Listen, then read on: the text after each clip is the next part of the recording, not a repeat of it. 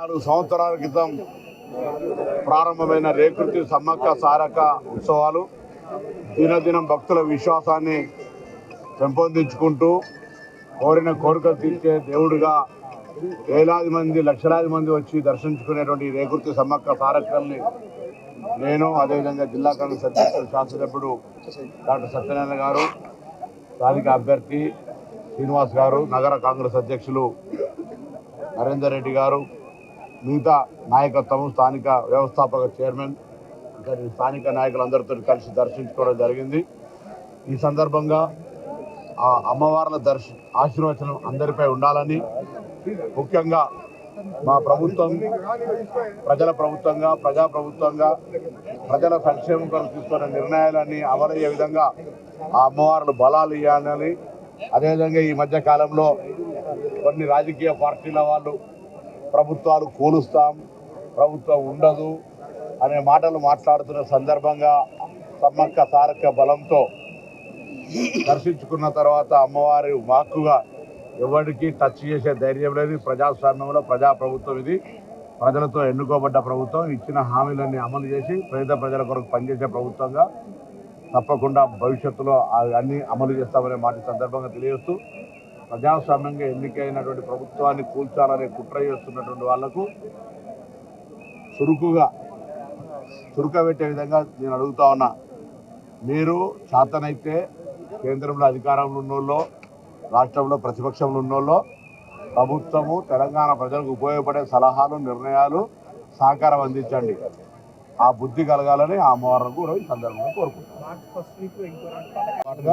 200 యూనిట్ల విద్యుత్ ఫ్రీతో పాటుగా దాదాపు నియోజకవర్గానికి 3-4 వేల ఇండ్ల మొదటి ప్రక్రియ అప్లికేషన్ తీసుకోవడం జరిగింది. అవన్నీ చేయడంతో పాటుగా రైతు భరోసా క్లియర్, అంటే పేమెంట్ అంతా కూడా క్లియర్ చేస్తామనేటువంటి మాట స్పష్టంగా చెప్పడం జరుగుతుంది. మిగతా మహాలక్ష్మి పథకం కానీ లేదా ఇతరత్ర మరి చేయుత కార్యక్రమాలన్నీ కూడా తొందరలోనే కార్యక్రమాలన్నీ ప్రారంభం చేయడం జరుగుతుంది. ఎక్కడ కూడా ఇబ్బంది లేదు. అయితే ప్రభుత్వం 75 రోజులు కూడా కాకముందే అనవసరమైనటువంటి నోరు వారేసుకోవడాలు, ప్రభుత్వాన్ని అస్థిరపరిచే విధంగా మాట్లాడడాలు, ప్రతిపక్ష హోదాలో ఉన్నటువంటి వాళ్ళు ఓపిక లేకుండా ఫ్రస్ట్రేషన్తో వివరించే తీరు చూస్తాను. వాస్తవంగా వాళ్ళు జవాబు చెప్పాలి. ఈరోజు రాష్ట్రంలో ఆర్థిక పరిస్థితికి ఇంత దిగజారుడుకు కారణమైన వాళ్ళు ఎక్కడ వాస్తవాలను తోటి ఇబ్బంది పడతామని దొంగ అంటే బుధాలు తడుపుకున్నట్టుగా ఈరోజు మమ్మల్ని నిందించే ప్రయత్నం చేస్తున్నారు. వాస్తవ పరిస్థితి ప్రజలకు తెలిసిపోయింది. తప్పకుండా వాళ్ళ యొక్క పరిస్థితి ఇలా కుర్చీల పడ్డ ఎలుకలెక్క అయింది కాబట్టి ఏదో గాంభీర్యంగా ఉండేటువంటి ఒక ప్రయత్నం జరుగుతూ ఉంది. ముందు ఒక్కసారి ఆత్మవిమర్శ చేసుకోవాలని ఆ రాజకీయ పార్టీలను కోరుతాను.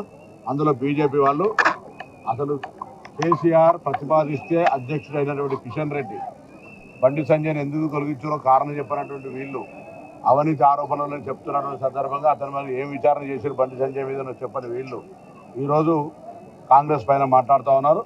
ముందుగా మీరు టీఆర్ఎస్ పార్టీకి సంబంధించినటువంటి స్పష్టత, అంటే ఉన్నటువంటి అపోహ, కేసీఆర్ అనేటువంటి వ్యక్తి కిషన్ రెడ్డిని అధ్యక్షుడిగా అపాయింట్ చేసుకున్నటువంటి దానికి కాదు అనడానికి మీ దగ్గర దేశంలో ఏ రాజకీయ పార్టీ అయినా కేసీఆర్ బీజేపీని విమర్శిస్తే జైలుకో, ఈడీకో, ఎన్ఫోర్స్మెంట్కో తప్పలే.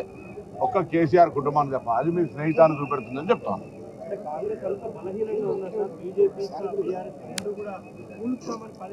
అందుకే చెప్తున్నా, ఇవాళ సమ్మక్క సారక్క దర్శనం చేసుకున్న తర్వాత ఒకసారి టచ్ చేసి చూడమని చెప్తున్నాం. మాడి మసైపోతారని చెప్తా ఉన్నా. అటువంటి పరిస్థితి ఉంటే అటువంటి కుతంత్ర ఆలోచన మంచిగా ప్రజాస్వామ్యం ఎన్నికై 70 రోజులు కాలే అంటే వాళ్ళకి ఏ విధంగా అధికార దాహము, కుట్ర జరుగుతుందో అర్థం చేసుకోవాలి రెండు పార్టీలు కలిసి.